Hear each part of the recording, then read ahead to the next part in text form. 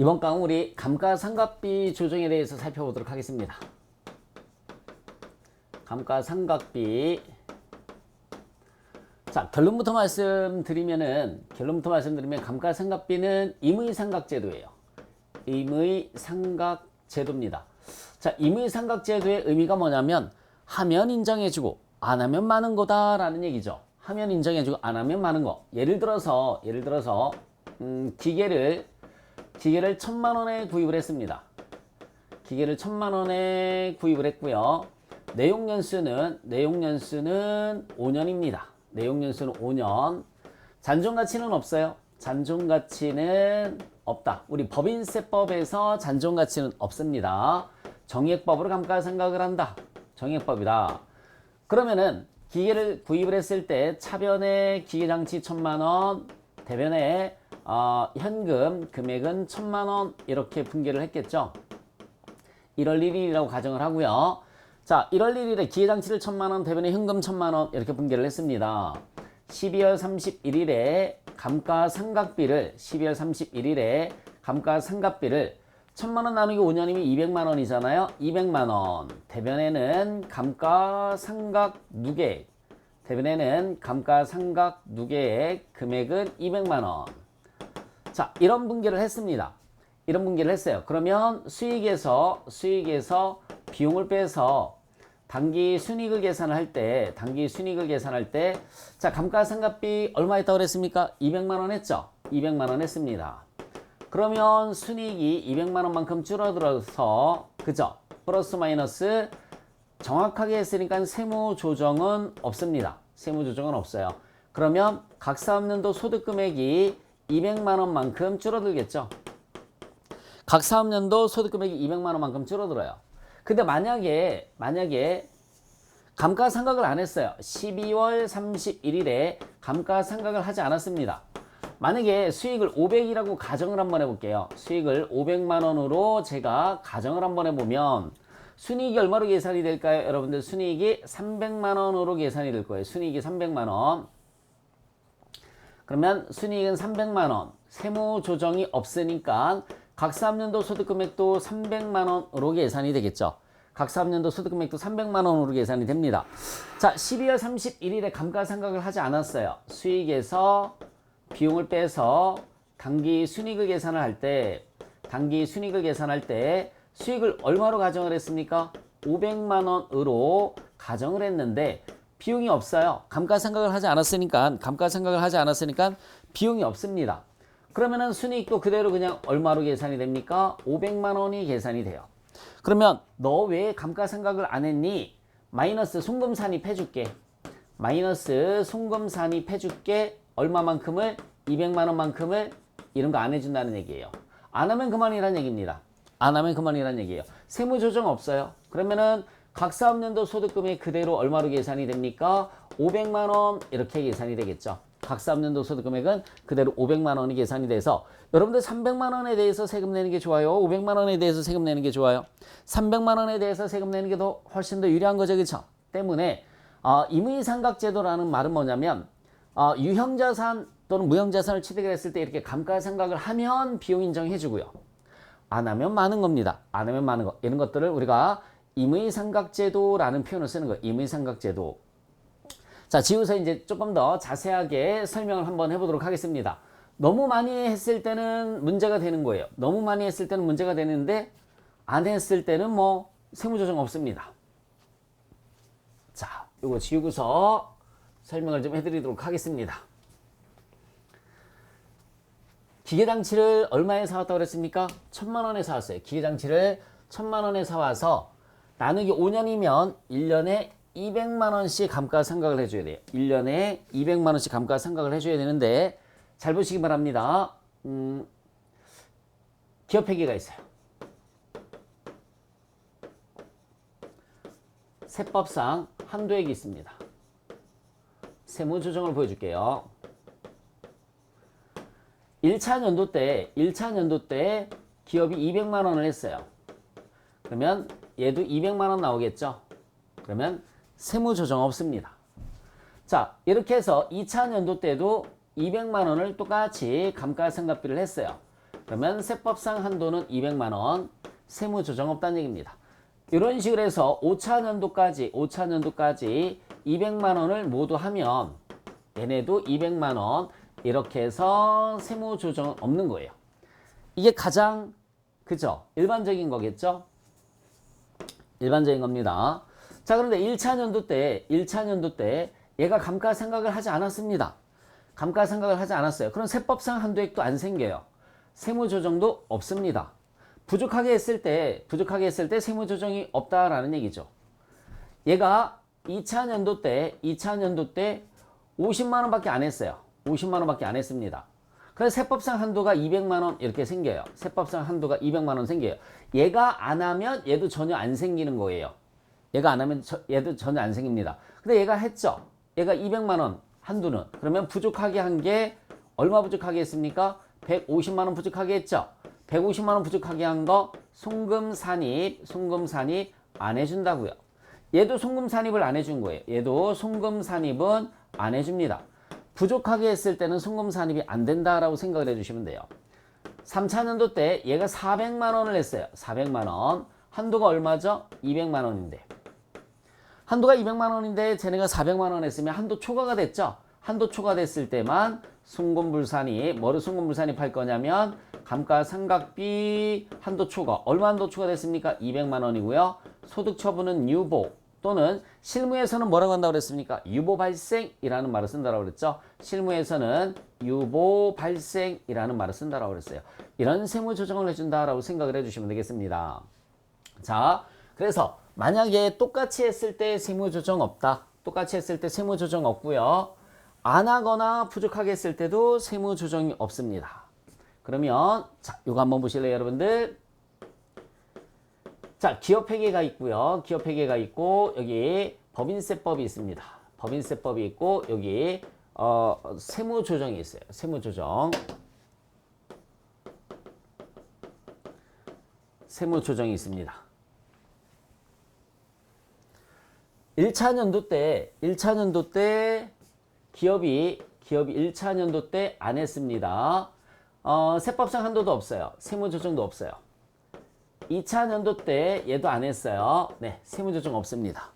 그리고 3차 연도 때 만약에 기업에서 그동안 안 한 것까지 해서 200만 원, 200만 원 안 한 것까지 해서 토탈 600만 원을 한꺼번에 해버렸습니다. 토탈 600만 원을 한꺼번에 해버렸어요. 그러면 세법상 한도는 얼마나 생기죠? 200만 원이 이렇게 생겨서 200만 원이 한도인데 600만 원 했으니까 한도 초과됐죠? 송금 불산입이에요. 얼마만큼? 400. 소득처분은 유보가 됩니다. 소득처분은 유보. 실무에서는 뭐라고 한다고 그랬죠? 유보 발생 이렇게 되는 거고요. 자, 4차 년도 때 얘가 200만 원 했습니다. 200만 원 했고요. 얘도 200만 원입니다. 세무조정 없네요. 똑같이 했으니까. 자, 5차 년도 때 200만 원 했습니다. 200만 원. 자, 얘도 200만 원이 한도가 생기겠죠? 세무조정 없어요. 그러면 여러분들 잘 보세요. 기업회계에서는 1000만 원이 다 끝났죠? 기업회계에서는 1000만 원이 끝났는데 세법에서는 얼마밖에 안 했습니까? 아직까지 600만 원밖에 안 했어요. 이 송금불산이 유보는 차기 이후에 반대의 세무조정이 나온다고 그랬죠? 그래서 6차 연도 때 얘는 끝났으니까 더 이상 안 합니다. 얘는 끝났으니까 더 이상 안 해요. 그런데 얘는 200만 원 아직 남아 있어요. 해야 됩니다. 그래서 반대의 세무조정이 나오는 거죠. 송금산입이라고 해요. 송금산입 200만 원만큼. 200만 원이 한도인데 얘가 안 했잖아요. 부족하게 했을 때 안 하면은 세무조정 없다면서요. 조건이 있습니다. 조건이 있어요. 앞에 부인액이 있을 때는 반대의 세무조정을 해줘야 되는 거니까 해줍니다. 소득처분은 마이너스 유보가 되겠네요. 송금산입이 마이너스니까 마이너스 유보예요. 실무에서는 이거 뭐라고 한다고 그랬습니까? 실무에서는 유보 발생. 그럼 얘는 뭐라고 할까요? 마이너스 유보라고 안 하고요. 유보 감소라는 말을 써요. 실무에서는 유보 감소라는 말을 쓰는 거예요. 7차 연도 때 얘 안 합니다. 얘 안 해요. 그래 얘도 200만 원이 생기겠네요. 200만 원 이렇게 생깁니다. 그러면 아직 송금불산이 400 중에 송금산이 반대의 세무조정 200만 원밖에 안 했죠. 네, 아직 남았으니까 송금산이 200 마이너스 유보. 소득처분은 마이너스 유보입니다. 송금산입의 보가 마이너스니까. 실무에서는 역시 마찬가지 유보 감소고요. 그래서 기업회계에서는 이렇게 했지만 법인세법에서는 이런 식으로 세무 조정이 된다. 여기서 송금물 산입당한 거 여기서 고스란히 송금으로 인정을 받을 수 있다라는 얘기죠. 자, 지우면서 한번 보겠습니다. 정확하게 했을 때는 세무 조정이 없다고 그랬어요. 정확하게 했을 때는 세무 조정이 없는데 이렇게 회사가 안 했어요. 회사가 안 했습니다. 세무 조정 없어요. 부족하게 했을 때는 세무 조정이 없다라는 거 알아두시면 되고요. 그럼 언제 세무 조정이 있느냐? 많이 했을 때. 많이 했을 때 한도 초과되면 송금물 산입 400 유보 이렇게 됩니다. 그러다가 나중에 반대의 세무 조정을 통해서 정리가 되는 것이 이제 감가상각비 조정이다라는 얘기죠. 비교해서 한번 보도록 할게요. 다음 단계로 넘어가서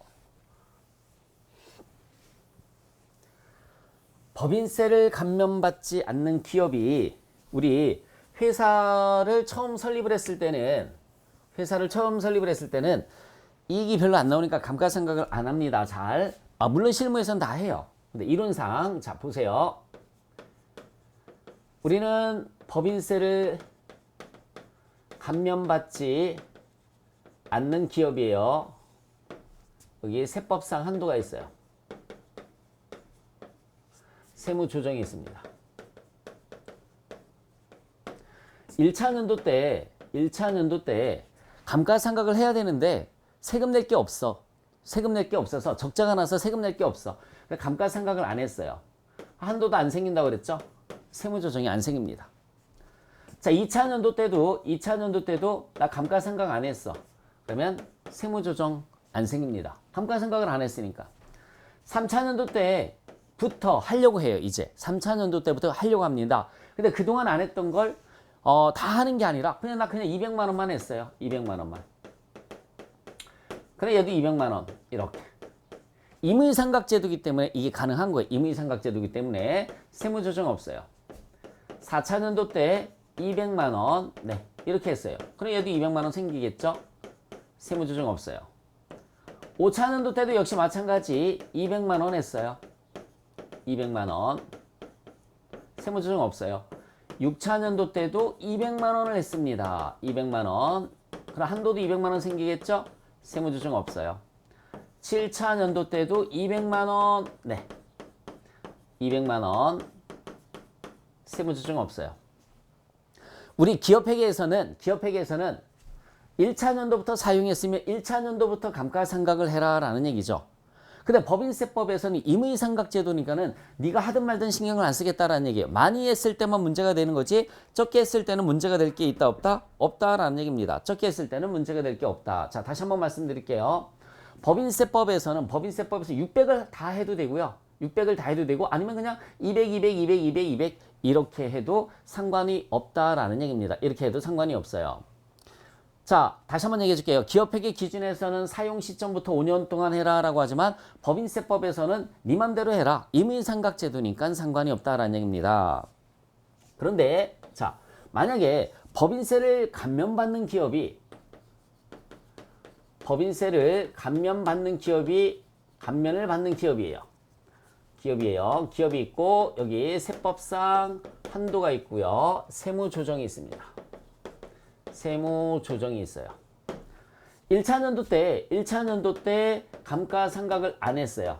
1차 연도 때 감가상각을 안 했어요. 얘는 뭐냐면 이때는 어차피 세금 낼 게 없어요. 적자가 나서 세금 낼 게 없으니까 나 나중에 흑자가 났을 때 세금을 조금 적게 내겠다라는 그런 의도가 되는 건데 법인세를 감면받는 기업이 감가상각을 하지 않으면 괘씸죄입니다. 너 세금 깎아줬더니 감가상각을 안 했어? 그러면 안 되지. 그래서 한도가 200만 원이 생겨요. 그래서 송금 산입이 됩니다. 송금 산입. 뭐를 송금 산입할 거냐면 감가상각비 200만 원이고요. 소득처분은 얘가 마이너스니까 마이너스 유보 이렇게 되는 거죠. 마이너스 유보입니다. 실무에서는 뭐라고 한다고 그랬어요? 유보 발생이 되는 거예요. 실무에서는 유보 발생입니다. 그래서 법인세를 감면받는 기업이 감가상각을 하지 않으면 송금 산입을 확 해버립니다. 강제상각이라는 말을 쓰는 거예요. 강제상각. 자, 만약에 2차 연도 때도 안 했어요. 2차 연도 때도 안 했어요. 한도가 200만 원이 생깁니다. 한도가 200만 원이 생겨서 송금 산입 감가상각비 유보 이렇게 해주게 되는 거죠. 3차 연도 얘가 이제 200만 원을 했어요. 그러면 한도가 200만 원이 있으니까 200만 원이 있으니까 세무 조정은 없습니다. 4차년도 때도 마찬가지예요. 4차년도 때도 얘가 200만 원을 했어요. 200만 원 생기겠죠? 네, 없습니다. 5차년도 때도 역시 마찬가지 얘 200만 원 합니다. 네, 200만 원 세무조정 없습니다. 6차년도 때 얘는 안 끝났으니까 200만 원 또 하겠죠? 200만 원 해요. 이때는 세금을 감면받느냐고 내가 일부러 감가상각을 안 했는데 이제 뒤에 가서 하려고 그랬는데 그걸 세법에서 인정을 안 해주는 거예요. 세법은 끝났잖아요. 끝났습니다. 한도가 없는데 얘가 200만 원 했으니까 뭐를 해주면 되는 거죠? 송금불산입이라는 세무조정이 되는 거예요. 송금불산입, 뭐를 송금불산입 할 거냐? 감가상각비 200만 원이고요. 소득처분은 이거에 반대가 되는 거잖아요. 유보는 유보인데 송금불산입이 플러스니까는 플러스 유보 이렇게 되는 거고요. 실무에서는 유보 발생이 없어지는 거죠. 유보 감소라고 합니다. 실무에서는 유보 감소가 되는 거예요. 실무는 유보 감소. 자, 7차년도 때도 마찬가지예요. 7차년도 때도 얘가 200만 원이에요. 200만 원. 한도는 없어. 이미 끝났으니까. 그러면 또 송금불산입, 유보 이렇게 되겠네요. 그래서 여기서 송금산입이 토탈 얼마 됐었습니까? 200, 200, 400이 됐었던 게 여기에서 송금불산입이 200, 200, 400 해서 없어지는 거다. 그래서 법인세를 감면받는 기업이 아주 중요한 겁니다. 법인세를 감면받는 기업이 감가상각을 하지 않으면 임의상각이 아니라 강제상각을 해버립니다. 강제상각하여 송금산입을 해버려요. 송금산입을 해버리는데 이것을 우리는 뭐라고 하느냐면 감가상각의제라는 말을 씁니다. 감가상각의제 이런 표현을 쓰는 거예요. 감가상각의제. 무슨 말인지 이해 가십니까? 자, 얘가 법인세를 감면받지 않는 기업은 언제 해도 상관이 없다라는 얘기예요. 언제 해도 상관이 없어요. 근데 법인세를 감면받는 기업이 감가상각을 하지 않으면은 강제상각을 통해서 송금산입을 해줍니다. 강제상각을 통해서 송금산입을 해주고 나중에 송금불산입을 통해서 이렇게 정리를 해주겠다라는 얘기죠. 자, 여러분들 교재에 있는 걸로다가 한번 보시면은 이때 600만 원 한꺼번에 다 했단 말이에요. 교재 걸로다가 한번 봐드릴게요. 교재 걸로다 봐주시면은 자, 요거 지우겠습니다. 요 부분은 읽으면서 지워볼까요? 자, 법인세를 감면받는 기업이 감가상각을 하지 않으면 강제상각한다. 강제로 송금산입한다. 그래서 이걸 우리가 감가상각의제라는 말을 쓰는 거예요. 감가상각의제. 그리고 여러분들 교재에 있는 것처럼 보시면은 어떻게 됐느냐면 이때 600만 원을 한꺼번에 했어요. 그러면 어떻게 정리가 되면 될까요? 600만 원을 한꺼번에 하면 자, 이때 안 했을 때 600을 한꺼번에 했어요. 네. 이때 안 했을 때 강제로 송금산입. 이때도 안 했을 때 강제로 송금산입 됐었죠. 그 이때 600만 원 했어요. 한도가 얼마인데? 200만 원인데. 200만 원인데 600만 원 했으니까는 송금불산입이 되는 거죠. 송금불산입. 뭐를 송금불산입 할 거냐면 감가상각비 얼마예요? 400입니다. 400. 그쵸? 감가상각비 400만 원이에요. 400만 원. 소득처분은 네, 플러스 유보죠. 유보. 실무에서는 뭐라고 할까요? 유보 감소가 되는 겁니다. 이렇게 털어서 없애버리면 되는 거고요. 교재처럼 하면 이때 한꺼번에 할 수 임의상각 제도니까 그쵸? 얘가 이때 하지 않았어요. 그리고 이때 한꺼번에 했습니다. 그러면은 한꺼번에 송금불산입 감가상각비 400 반대의 세무조정이 돼서 없어지는 거죠. 200 송금산입 됐던 게 여기에서 400 송금불산입이 되는 겁니다. 법인세를 감면받지 않는 기업은 뭐 회사 사정에 따라서 아무렇게나 해도 상관이 없지만 법인세를 감면받는 기업은 감가상각을 하지 않으면은 강제상각을 통해서 이렇게 송금산입된다라고 알아두시면 되겠습니다. 자, 이게 감가상각의제라고 하는 건데요. 그 밑에 보시면 뭐가 나와 있습니까? 여러분들 교재 밑에 보시면은 직시상각의제라는 게 있죠. 감가상각의제와 직시상각의제는 내용이 전혀 다른 겁니다. 다시 한번 말씀드릴게요. 감가상각의제와 직시상각의제는 내용 자체가 전혀 다른 거예요. 근데 같이 상각의제자가 들어가다 보니까는 많은 분들이 혼란스러워 하시는 분들이 있으세요. 상당히 좀 헷갈리는 경우가 많습니다. 결론부터 얘기를 하면 우리 감가상각의제 끝냈으니까 감가상각의제는 법인세를 감면받은 기업이 감가상각을 하지 않았을 때, 법인세를 감면받은 기업이 감가상각을 하지 않았을 때 강제상각하는 것을 우리가 감가상각의제라는 말을 쓰는 거고요. 그럼 즉시상각의제라는 것은 뭐를 즉시상각의제라고 하는지, 자, 여기다가 정리를 한번 해보겠습니다. 감가상각의제 뜻은 법인세를 감면받은 기업이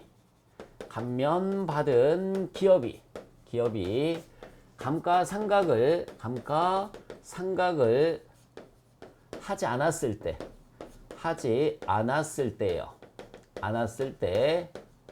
강제로 상각하는 것,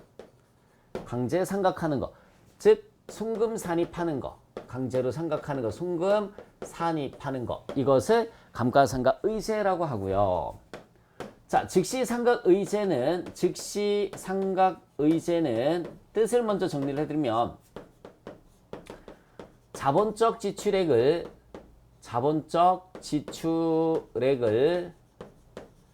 수익적 지출로 처리했을 때, 즉 자산 처리해야 될 것을 수익적 지출은 뭐죠, 여러분? 비용으로 처리했을 때 수익적 지출로 처리했을 때 처리 시 그 비용을 감가상각비로 의제하는 것. 그래서 뭐를 시키겠다는 얘기냐면 얘는 손금 불산입을 시키겠다라는 얘기입니다. 손금 불산입. 감가상각의제는 손금 산입을 하는 거지만 즉시상각의제는 손금 불산입을 하겠다라는 얘기예요. 예를 들어서 건물에 엘리베이터 설치를 했습니다. 엘리베이터 설치를 1,000만 원을 했어요. 1,000만 원. 내용연수는 자, 5년 이렇게 가정을 한번 해보도록 하겠습니다. 엘리베이터를 설치를 1,000만 원 했고요. 내용연수는 5년. 가정을 한번 해볼게요. 1월 1일에. 그럼 원래 엘리베이터 설치는 자본적 지출이기 때문에 수선비가 아니죠. 건물이에요, 건물. 건물에 포함이 된 겁니다. 건물 1,000만 원. 대변에는 현금, 금액은 1,000만 원. 이렇게 분개한 다음에 12월 31일에 감가상각비를 계산을 해줘야 되겠죠. 감가상각비가 1,000만 원에 내용연수가 몇 년이라고 그랬습니까? 5년이라고 그랬잖아요. 1,000만 원의 내용연수가 5년이니까 감가상각비는 200만 원이 됩니다. 대변에 감가상각 누계액, 대변에는 감가상각 누계액이 200만 원. 이렇게. 그 다음 연도에도 마찬가지예요. 12월 31일에 감가상각비가 200만 원이고요. 대변에는 감가상각 누계액이 역시 마찬가지 200만 원입니다. 자, 그 다음 연도에도 감가상각을 또 해줘야 되겠죠. 5년 동안 해주시면 되는 거예요. 5년 동안 감가상각비 금액은 200만 원이고 대변에는 감가상각 누계액이 금액은 얼마냐면 200만 원입니다. 자, 그 다음 연도에도 감가상각비, 그래서 하나, 둘, 셋, 넷, 5번 이렇게 해주시면 되는 거죠. 이렇게 하면은 정상적으로 했으니까 이때는 세무조정이 없다라는 얘기입니다. 세무조정 없어요. 정상적으로 다 한 거잖아요. 세무조정 없어. 이때도 모두 세무조정은 없다. 왜? 정상적으로 다 감가상각을 했으니까 세무조정은 없습니다. 자, 자본적 지출이기 때문에 자산 처리했다가, 꼭 기억하세요. 자본적 지출은 자산 처리했다가 내용연수 기간 동안 감가상각을 하는 게 원칙입니다. 내용연수 기간 동안 감가상각 하는 게 원칙이에요. 자, 그런데 저걸 만약에 이렇게 분개를 했어요. 수선비 1,000만 원, 대변에는 현금, 금액은 얼마가 되느냐면 1,000만 원. 그리고 12월 31일에 감가상각비를 감가상각비를 안 했어요. 왜? 다 비용 처리했으니까. 자산 처리 안 했잖아요. 모두 비용 처리했으니까 감가상각을 이때도 12월 31일에 감가상각비를 안 했어요. 안 했습니다. 계속 안 했어요. 안 했습니다. 안 걸리면 돼요. 네. 결과값은 똑같으니까. 자산 처리했다가 200, 200, 200, 200, 200 비용 처리하면 1000만 원의 비용 처리가 되는데 얘는 쪼잔하게 나는 그냥 한 방에 비용 처리할래. 한 방에 비용 처리를 했고 감가상각비 그다음부터 안 했습니다. 안 걸리면 돼요. 세무서에서 아무 말도 안 하면 돼요. 그래 라고 하면 되는데 만약에 세무서에서 야 니네 왜 이렇게 수선비가 크니? 이거 뭐야? 원장 좀 가져와봐. 거래명세표 좀 가져와봐. 그래서 갖다 줬더니 엘리베이터 설치한 게 왜 수선비야? 건물이지. 자본적 지출이지. 이거 인정 못해 라고 할 수가 있어요. 이거 인정 못해. 그러면 이 수선비를 뭘로 보느냐면 감가상각비로 보겠다라는 얘기예요. 이 수선비를 감가상각비로 보겠다. 자, 이렇게 읽어주시면 돼요. 안 걸렸어요. 읽어보세요. 수선비. 자, 이번에는 걸렸습니다. 읽어보세요. 그럼 뭐라고요? 수선비 아니라고요. 걸렸으면 이게 뭐라고요? 네, 감가상각비. 이렇게 읽어줘야 된다고요. 자, 다시 한번 얘기해 줄게요. 이게 정상이야. 이게 정상인데 우리 회사는 이렇게 했습니다. 안 걸렸어. 그럼 읽어봐요. 수선비. 잘 읽었습니다. 자, 세무서에서 그 인정 못해 라고 했습니다. 걸렸습니다. 읽어봐요. 그럼 뭐라고요? 감가상각비. 네, 그렇게 알아두시면 돼요. 그렇다고 이렇게 지우라는 얘기가 아니에요. 지울 수는 없다고 그랬으니까. 그러면 잘 봐요. 감가상각비 한도액이 얼마인데? 200만 원이잖아요. 감가상각비 한도액이 200만 원인데 이거 얼마였습니까? 1000만 원 했단 말이죠. 그래서 송금 불산입이 되는 거고요. 이런 걸 우리가 뭐라고 하냐면 즉시상각의제라는 말을 쓰는 거예요. 뭐를 송금불산입할 거냐? 감가상각비. 수선비라고 써야지. 여기선 수선비니까. 송금불산입. 감가상각비라고 써도 상관은 없어요. 수선비. 얼마? 200만 원이 한도액인데 얘가 감가상각을 1000만 원 했으니까 800만 원 한도 추가됐잖아요. 800만 원. 소득처분은 유보고요. 실무에서는 유보가 처음 생겼으니까 뭐라고 할까요? 유보 발생이라는 말을 씁니다. 자, 그 다음 연도에 감가상각비 한도액이 얼마죠? 200만 원인데 얘 했어요? 안 했어요? 안 했습니다. 그러면은 송금 산입되죠. 송금 앞에 불산입액이 있으면 된다라고 그랬잖아요. 얘가 없으면 안 되지만 앞에 송금불 산입액이 있으니까 되는 거예요. 송금 산입. 뭐를 송금 산입할 거냐? 감가상각비 얼마? 200. 소득처분은 송금 산입이 마이너스니까 마이너스 유보예요. 이렇게. 실무에서는 뭐라고 할까요? 유보 감소라고 하겠죠. 유보 발생이 없어지는 거니까 유보 감소입니다. 자, 그 다음 연도에도 200만 원의 한도액이죠. 감가상각비 200만 원의 한도액인데 안 했어요. 안 했으니까 송금산입. 그 다음에도 송금산입. 그 다음에도 송금산입. 이런 걸 우리가 즉시상각의제라는 말 쓰는 거예요. 그래서 걸렸을 때 수선비가 뭐가 된다고요? 감가상각비가 돼서 감가상각비 한도 초과가 나오잖아요. 네.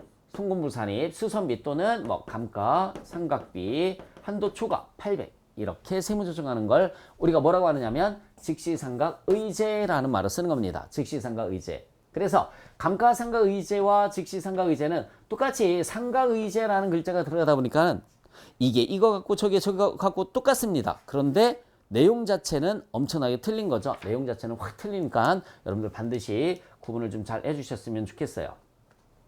지우면서 보겠습니다. 감가상각의제. 자, 봐요. 법인세를 감면받은 기업이 감가상각을 하지 않았을 때 강제 상각하는 거예요. 즉 강제로 송금산입한다. 즉시상각의제는 자본적 지출액을 수익적 지출로 처리를 했을 때 그 비용을 즉 수선비를 뭘로 보겠다? 감가상각비로 보겠다. 이거를 즉시상각의제라는 말을 쓰는 거예요. 그래서 정상적으로 이렇게 엘리베이터를 설치를 했을 때 건물이 됐다가 그죠? 자산 처리했다가 감가상각비를 내용연수 기간 동안에 감가상각비를 비용 처리하는 게 정상이죠. 저렇게 하면 아무런 문제가 없습니다. 아무런 문제가 없어요. 그런데 수선비로 하고 감가상각을 안 했어요. 수선비로 하고 감가상각을 안 했어요. 안 걸리면 돼요. 그럼 수선비예요. 근데 걸리면 이 수선비가 뭐가 된다고 그랬습니까? 감가상각비가 돼요. 즉시상각의제란 말 쓰는 거예요. 그래서 송금불산입했다가 그 다음 연도부터 송금산입 이런 말을 쓴다라고 알아두시면 되겠습니다. 자, 감가상각의제와 즉시상각의제를 비교해서 제가 설명을 해드렸어요. 그리고 교재는 내용이 빠졌는데 교재는 없어요. 근데 승용차 관련된 거 보충 설명을 해드릴 테니까 교재나 노트에 정리를 좀 해주시기 바랍니다. 승용차 관련된 거.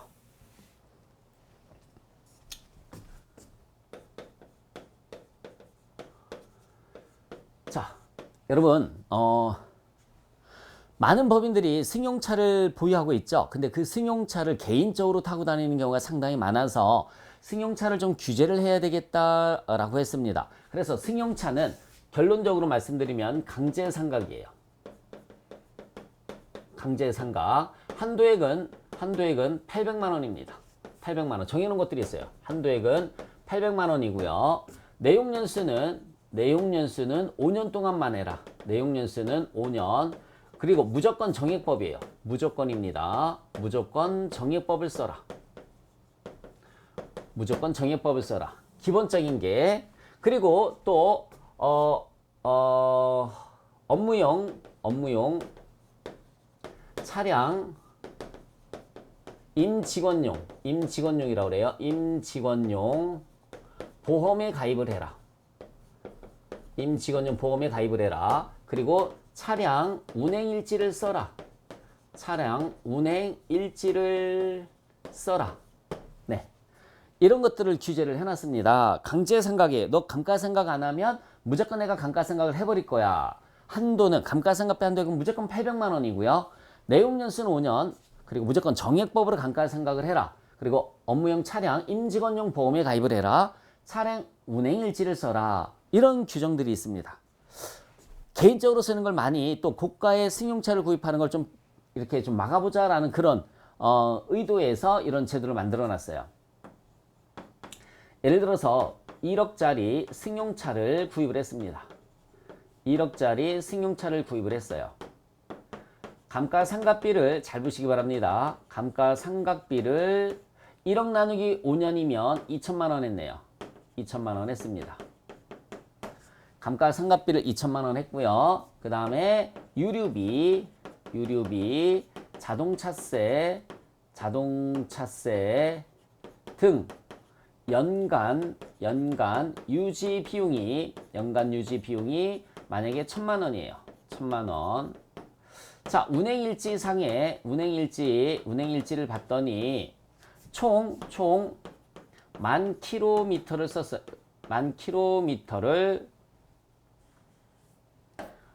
10,000km를 운행을 했습니다. 운행했고 이 중에서 업무와 관련이 있는 것은 7,000km예요. 나머지 3,000은 뭐 개인적으로 백화점 다니고 골프 치러 다니고 쇼핑하고 뭐 이런 데다 썼다라고 생각을 해주시면 되는 겁니다. 그래서 운행일지 출퇴근할 때 운행일지 쓰고요. 그 다음에 회사 업무 보러 갈 때도 어디 간다라고 다 쓰고 해야지 인정을 받을 수가 있다는 얘기입니다. 그래서 1억짜리 승용차를 구입했고요. 감가상각비가 2천만 원. 이고 유류비 등 유지 비용이 1천만 원이에요. 유류비, 자동차세, 보험료 여러 가지가 있겠죠. 수리비 이런 것들. 운행일지는 10,000km 중에서 7,000km가 업무랑 관련돼 있다라는 얘기입니다. 첫 번째 잘 보시기 바랍니다. 7,000km 업무 관련된 거 7,000km 나누기 10,000km를 해주시면은 업무 관련 비율이 몇 퍼센트 나오냐면 70%가 나옵니다. 업무랑 관련되어 있는 비율이 70%예요. 그러면 두 번째, 연간 유지비가 감가상각비 포함해서 감가상각비 2천만 원에 플러스 유지비가 얼마냐면 1천만 원이죠. 1천만 원. 그래서 연간 유지비가 3천만 원이에요. 연간 유지비 3천만 원입니다. 3천만 원 중 업무와 무관한 비율 몇 퍼센트죠? 업무 관련 비율이 얘는 업무 관련 비율이라고 그랬어요. 업무 관련 비율이 70%면 업무랑 무관한 비율은 30%가 되겠죠. 업무랑 무관한 비율은 30%예요. 그러면 3천만 원 곱하기 30% 하면은 얼마 나옵니까? 900만 원 나오죠. 900만 원만큼은 송금 불산입을 시키겠다. 비용으로 인정하지 않겠다라는 얘기입니다. 900만 원만큼은 비용으로 인정하지 않겠다. 그래서 어떤 세무 조정이 나오시면 되느냐면 순금 불산입이 돼요. 순금 불산입. 순금불산입. 뭐를 순금불산입 할 거냐면 업무 무관 비용입니다. 금액은 900만 원이고요. 900만 원. 이거는 대표이사가 만약에 대표이사면 대표이사가 사적으로 썼다는 얘기죠. 그래서 대표이사 상여 처분해서 대표이사가 소득세를 추가로 더 내야 돼요. 대표이사가 소득세를 추가로 더 내야 된다. 추가로 더 내야 된다. 됐습니까? 자, 다시 한번 말씀드리겠습니다. 업무 관련 비율을 70%로 계산이 됐어요. 그러면 감가상각비하고 유지비 더해준 게 3천만 원이니까 3천만 원 중에서 업무랑 무관한 비율은 30%가 나왔죠. 그래서 900만 원만큼 순금불산입 상여 처분해서 대표이사한테 소득세를 추가로 부과하겠다. 자, 세 번째는 감가상각비가 여기 봐요. 감가상각비를 2천만 원 했는데 감가상각비 2천만 원 했는데 2천만 원 곱하기 업무 비율이 몇 퍼센트죠? 70%죠. 업무 비율이 70%면은 1,400만 원이 감가상각비로 인정이 되는 거예요. 감가상각비로 인정이 되는데 한도액이 얼마라고 그랬습니까? 한도액이 800만 원이라고 그랬어요. 한도액이 800만 원입니다. 800만 원이기 때문에 결국은 한도 초과가 또 얼마 생겼어요? 결국은 한도 초과가 600만 원이 생겼습니다. 한도 초과가 600만 원이 생겨서 순금 불산입이 됩니다. 순금 불산입. 뭐를 순금 불산입 할 거냐면 감가상각비 한도 초과 이렇게. 감가상각비 한도 초과가 600만 원이에요. 600만 원. 자, 소득 처분은 유보가 되겠습니다. 실무에서는 뭐라고 할까요? 실무에서는 유보 발생이라고 하겠죠. 실무에서는 유보 발생 이렇게 되는 겁니다. 실무에서는 유보 발생. 이해 가십니까? 자, 그러면 제가 여기 잠깐만요. 잘 보세요. 매년 절대 그럴 수는 없지만 매년 이게 똑같다라고 가정을 하면 매년 똑같다라고 하면 매년 1차 년도 때도 역시 마찬가지. 1차 년도 때도 순금불산입 그죠? 얼마? 900만 원 상여. 900만 원 상여. 그 다음에 순금불산입 얼마죠? 600만 원. 얘는 감가상각비 한도초과 유보. 그죠? 유보입니다. 감가상각비 한도초과 유보. 이게 매년 생길 거예요. 2차 년도 때도 만약에 숫자가 똑같다라고 가정을 했을 때 그럼 얘도 똑같죠. 3차 년도 때도 똑같아요. 그래서 5차 년도 때까지 계속 똑같이 이런 일들이 반복해서 생길 것이다. 그럼 대표이사는 계속 상여 처분했으니까 소득세 계속해서 내야 되겠죠? 소득세 계속해서 내야 됩니다. 그럼 여러분 이 유보가 문제예요. 이 유보가 언제가 정리가 될까요? 자, 봐요. 유보가 600만 원씩 5년 동안이니까 총 3천만 원이 누적돼 있잖아요. 총 3천만 원의 유보가 있습니다. 5년 동안에. 5년 동안에 총 3천만 원의 유보가 있어요. 이건 어떻게 정리가 될까요? 그래 6차 년도 때부터 얼마가 한도라고 그랬어요? 얼마가 800만 원이 한도인데 회사는 이미 끝났겠죠. 그렇죠? 회사는 이미 끝났으니까 6차 년도부터 순금 산입이 얼마가 되느냐면 800만 원 마이너스 유보 이렇게 되는 거예요. 7차 년도 때도 역시 마찬가지. 8차 년도 때도 역시 마찬가지. 그러면 83, 24. 9차 년도 때 600만 원 마지막 털면 다 없어지는 거네요. 유보 이렇게 없어지는 겁니다. 의미 이해 가세요? 상여는 소득세를 내고 끝내는 거고요. 상여는 소득세를 내고 끝내는 거고 이거는 600만 원, 600만 원, 600만 원, 600만 원, 600만 원 토탈 3천만 원의 유보가 생겼죠. 이거는 그 다음 년도 6차 년도부터 순금산이 800, 800, 800 마지막엔 600으로 털어서 없어진다라는 그런 얘기가 되는 겁니다. 자, 승용차를 규제하는 이유는 승용차를 과도하게 개인적으로 사용하는 것을 막으려고 하는 거다라는 걸 기억을 해주셨으면 좋겠어요. 자, 가장 기본형입니다. 가장 기본형이에요. 그래서 업무 일지를 썼어요. 업무 일지를 썼다라고 하면은 이렇게 업무 관련 비율을 먼저 계산을 하여 그래서 토탈 감가상각비 2천만 원, 유지비 1천만 원 더해주면 얼마가 된다고 그랬습니까? 3천만 원 중에서 업무 관련 비율이 70%니까는 업무랑 무관한 비율은 몇 퍼센트? 30%죠. 그래서 3천만 원에 30% 900만 원만큼은 순금불산입 당합니다. 상여 처분 당하는 거예요. 그럼 매년 이렇게 소득세가 추가로 납부를 하는 거예요. 그리고 감가상각비 2천만 원 했다고 그랬잖아요. 어떻게? 1억 나누기 5년이면 2천만 원이잖아요. 그렇죠? 1억 나누기 5년이면 2천만 원입니다. 2천만 원의 업무 관련 비율 70% 1,400만 원만큼만 감가상각비로 인정이 돼요. 한도가 800만 원이 어떻게 나왔냐고 어떻게 나온 게 아니에요. 세법에서 무조건 한도액은 800만 원이다 이렇게 정해놨단 말이에요. 그래서 800만 원만큼 한도가 나와서 600만 원 한도 초과니까 송금불산이 감가상각비 한도 초과 얼마? 600만 원 이렇게 계산이 되는 겁니다. 그러면 매년 똑같다라고 가정을 했을 때 매년 똑같다라고 가정을 했을 때 송금불산이 유보가 토탈 3천만 원이 누적되겠죠? 이거는 그 다음 연도부터 얼마씩?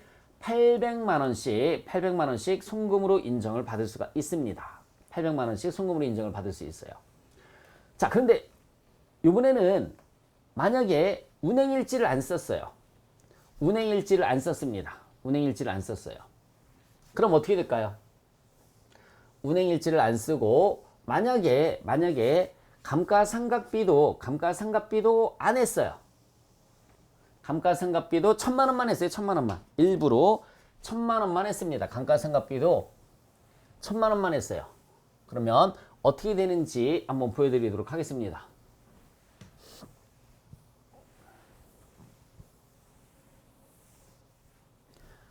강제상각이라고 그랬잖아요. 강제상각이에요. 아예 안 했다라고 하면 좀 그러니까 감가상각을 1,000만 원만 했어요. 감가상각비는 1,000만 원입니다. 그리고 운행일지는 안 썼어요. 근데 보험에는 가입을 했습니다. 임직원용 전용 보험에는 가입을 했어요. 만약에 여러분들 임직원 전용 보험에 임직원 전용 보험에 가입을 하지 않으면 전액 송금불산입이 되는 겁니다. 전액 송금불산입. 아예 비용 인정이 안 돼요. 아예 비용 인정이 안 됩니다. 자, 그러면 지금 이걸 갖고 한번 해볼게요. 그럼 제일 첫 번째 감가상각비를 1,000만 원밖에 안 했잖아요. 2,000만 원인데 무조건 5년이라고 그랬잖아요. 무조건 정액법이고요. 무조건이에요, 무조건. 얘네는 무조건 5년의 정액법인데 1,000만 원밖에 안 했으니까 강제상각이라고 그랬어요. 강제상각. 그죠? 강제로 송금 산입합니다. 뭐를 송금 산입할 거냐? 감가상각비. 금액은 1,000만 원이고요. 소득처분은 송금 산입이 마이너스니까 마이너스 유보가 돼요. 실무에서는 당연히 뭐가 될까요? 유보 발생입니다. 유보 발생. 자, 두 번째는 자, 요거 토탈 얼마 썼습니까, 여러분? 네, 토탈 얼마 썼어요? 이렇게 해줘, 이렇게. 미안해요. 토탈 얼마 썼습니까? 감가상각비하고 유류대 합치면 2,000만 원이 아니에요. 여기서 송금 산입 1,000만 원 했으니까 3,000만 원이죠. 3,000만 원이 되는 겁니다. 3,000만 원. 다시 한번 말씀드릴게요. 감가상각비 1,000, 강제상각한 거 1,000, 또 여기 유지비 1,000, 토탈 얼마 썼습니까? 3,000만 원을 썼어요. 3,000만 원. 3,000만 원 중에 1,000만 원만큼만 인정이 됩니다. 1,000만 원은 어떻게 나왔느냐? 이것도 세법에서 정해놓은 겁니다. 1,000만 원만 업무 관련으로 인정이 됩니다. 업무 관련 인정이 돼요. 이 얘기는 뭐냐면 연간 차량 유지비가 1,000만 원이 안 넘는다라고 하면 차량 운행일지 같은 거 안 써도 상관이 없어요. 보험에는 가입이 되어 있어야 되겠죠. 아반떼를 샀어요. 아반떼 샀으면 있잖아요. 보험료, 감가상각비 다 해도 연간 1,000만 원이 안 넘어요. 그럼 아반떼 같은 경우에는 운행일지를 안 써도 됩니다. 1,000만 원까지는 인정이 된다라는 얘기니까. 1,000만 원까지는 인정이 돼요. 자, 다시 한번 말씀드릴게요. 요 1,000만 원도 내가 만든 게 아니라 세법에서 정해놓은 겁니다. 운행일지를 안 썼어? 그럼 1,000만 원까지는 인정을 해줄게 라는 얘기죠. 운행일지를 안 썼어? 1,000만 원까지는 인정을 해줄게. 그러면 토탈 3,000만 원이잖아요. 3,000만 원 중에 1,000만 원만 업무 관련으로 인정이 됐으니까는 33.33%만 업무 관련 비율이 되는 거죠. 업무 관련 비율. 그러면은 3,000만 원 곱하기 3,000만 원 곱하기 업무랑 무관한 비율이 업무 무관 비율이 66.67%씩이나 나오네요. 그죠? 66.67%가 업무랑 무관한 비율이 계산이 되는 겁니다. 그러면은 얼마 나올까요? 368, 368, 368, 그쵸? 37은 21. 그러면 약 2천만 원 정도가 나오네요. 약 2천만 원. 그래서 약이라고 쓸게. 약 2천만 원 정도가 업무랑 무관한 비율이다 라고 생각을 해주시면 돼요. 그래서 송금불산입 뭐를 송금불산입할 거죠? 송금불산입 업무 무관 비용입니다. 업무 무관 비용이 업무무관 비용이 2천만 원이에요. 2천만 원. 상여 처분 당하는 거죠. 소득세 폭탄이 되는 거예요. 운행일지를 안 쓰면. 다시 한번 말씀드릴게요. 드리면은 운행일지를 안 쓰면은 소득세 폭탄이 된다라는 얘기입니다. 소득세 폭탄이 된다. 1,000만 원까지밖에 인정이 안 되는 거니까 업무무관 비율이 이거밖에 안 나오잖아요.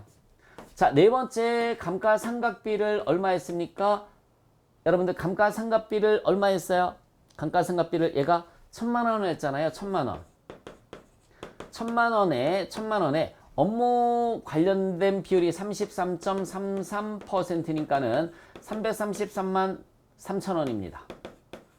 인데 한도가 얼마예요? 한도가 800만 원이니까 한도 초과는 있다 없다? 없다라는 얘기죠. 한도 초과는 없다. 그럼 좋은 거 아니냐? 아니죠. 여기서 한도 초과 나올 게 다 상여로 갔잖아요. 이렇게 상여로 가서 소득세 폭탄이 되는 겁니다. 소득세 폭탄. 그래서 여러분들 강제상각의 의미는 뭐냐면 강제상각의 의미는 감가상각을 얘가 안 하거나 적게 했어요. 무조건 송금산입 해준다라는 게 강제상각의 의미고요. 보험에는 가입을 했는데 운행일지를 안 쓰면 1,000만 원까지만 인정이 돼요. 토탈 비용 3천만 원 중에 1,000만 원만 업무 관련성으로 인정이 된다. 소득세 폭탄이 된다라는 얘기입니다. 우리 시험 문제에서는 자주 출제는 되지 않습니다. 그래도 개념 정도는 알고 있으시면 되고요. 실무에서는 상당히 중요한 부분이니까 여러분들께서 숙지를 해주시면 될 것 같아요. 차량 관련되어 있는 거였었고요. 그래서 임직원용 전용 업무용 보험에 가입되지 않으면 전액 송금불산입이에요. 이 유지비 전체가 감가상각비까지 엄청 무서운 거죠. 그렇죠? 전액 송금불산입 당하는 겁니다. 그래서 여러분들께서 반드시 보험에 가입되어 있는지 확인하시고 운행일지 쓰는지 하셔야 되고요. 만약에 연간 유지비가 감가상각비 포함해서 1,000만 원 이내다. 뭐 아반떼 정도? 네. 그럼 운행일지 같은 건 안 써도 상관이 없다라는 얘기입니다. 자, 이제 교재 앞장을 한번 보시기 바랍니다. 교재 처음에 보시면은 간단하게 정리해 놓은 이론을 한번 볼게요. 자, 감가상각비 그 건물, 구축물, 그죠? 그 옆에 화물차는 상관없는데 승용차예요. 화물차는 여기에 해당되지 않습니다. 승용차만 해당되는 거예요. 그래서 건물 구축물 옆에 네모난 표에 보시면은 건물 구축물 신고는 정액법, 무신고도 정액법 이렇게 돼 있죠, 그렇죠? 거기에 건물 구축물 옆에 승용차 이렇게 메모를 좀 해주시기 바랍니다. 승용차까지, 네, 승용차까지. 그래서 감가상각비 조정 첫 번째 장에 보시면은 네모난 표가 나와 있고요. 건물 구축물은 감가상각하는 방법이 무조건 정액법이에요. 근데 하나 더 승용차 추가. 자, 기타 자산은 기타 무형자산이 아니라 오타 났네요. 죄송합니다. 기타 유형자산은 비품이나 화물차나 기계장치나 이런 것들은 정액법과 정률법 중 선택을 할 수가 있고요. 신고를 하지 않으면 정률법을 써라. 어디에다 신고를 해줘야 되느냐면 세무서에 신고를 해줘야 되는 겁니다. 광업용 유형자산이 뭐죠? 탄광촌에서 쓰는 것들을 얘기하는 거죠. 정액법이나 정률법이나 생산량 비례법 중 하나를 선택해서 신고를 해주시면 되고요. 신고하지 않으면 생산량 비례법을 써라 라는 얘기입니다. 자, 다시 한번 말씀드릴게요. 건물, 구축물, 그 다음에 승용차는 무조건 정액법이에요. 신고를 하든 말든 무조건 정액법. 기타 유형자산은 정액법과 정률법 중 선택할 수 있는데 선택하지 않으면 무신고 시에는 정률법을 쓰고 광업용 유형자산은 정액법, 정률법, 생산량 비례법인데 신고를 하지 않으면 생산량 비례법을 해라 라는 것만 알아두시면 되겠습니다. 그래서 감가상각의 3요소라고 해서 취득원가, 그 다음에 뭐가 나와 있습니까? 잔존가액, 그 다음에 내용연수가 나와 있고요. 내용연수는 법인세법에서 다 정해놨어요. 내용연수를 법인세법에서 다 정해놨는데 그것을 우리는 뭐라고 하느냐면 기준내용연수라는 말을 씁니다. 그래서 회사는 그 내용연수에 플러스 마이너스 25% 가감을 해서 플러스 마이너스 25% 가감해서 선택할 수가 있어요. 예를 들어서 기계장치 같은 경우에는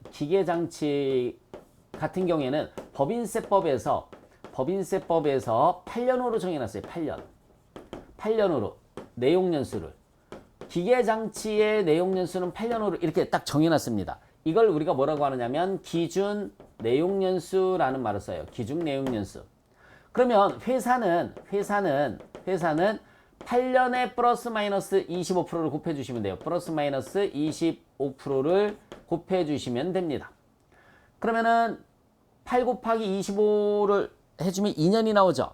8 곱하기 25% 하면 2년이 나와요. 플러스 마이너스 2년이니까 6년부터 10년 사이에서 6년부터 10년 사이 10년 사이에서 마이너스 25% 하면 6년이고요. 플러스 25% 하면 10년이겠네요. 그래서 회사는 6년부터 10년 사이에 선택할 수 있다라는 얘기죠. 근데 중소기업은 그냥 8년에도 상관이 없다라는 얘기입니다. 자, 다시 한번 말씀드릴게요. 기준 내용 연수라는 것은 법인세법에서 다 정해놨어요. 예를 들면 기계장치의 내용 연수는 8년이다 이렇게 정해놨단 말이에요. 이런 게 기준 내용 연수예요. 그럼 회사는 회사 사정에 맞춰서 뭐 기계장치를 많이 쓰면 빨리 달 테고요. 우리는 기계장치 별로 안 쓰는데 그러면 오래 갈 테고요. 그러니까는 플러스 마이너스 25%에서 그럼 8년 곱하기 25%면 2년이 나와요. 그래서 마이너스 25%면 6년, 플러스 25%면 10년. 요 사이에서 내용 연수를 신고해서 세무서에 신고해서 사용할 수 있다라는 얘기입니다. 자, 고정자산의 감가상각 상당히 중요한 부분이니까 여러분들께서 다시 한번 교재나 노트 정리한 걸 참고로 해서 숙지를 좀 해주셨으면 좋겠습니다. 수고하셨습니다.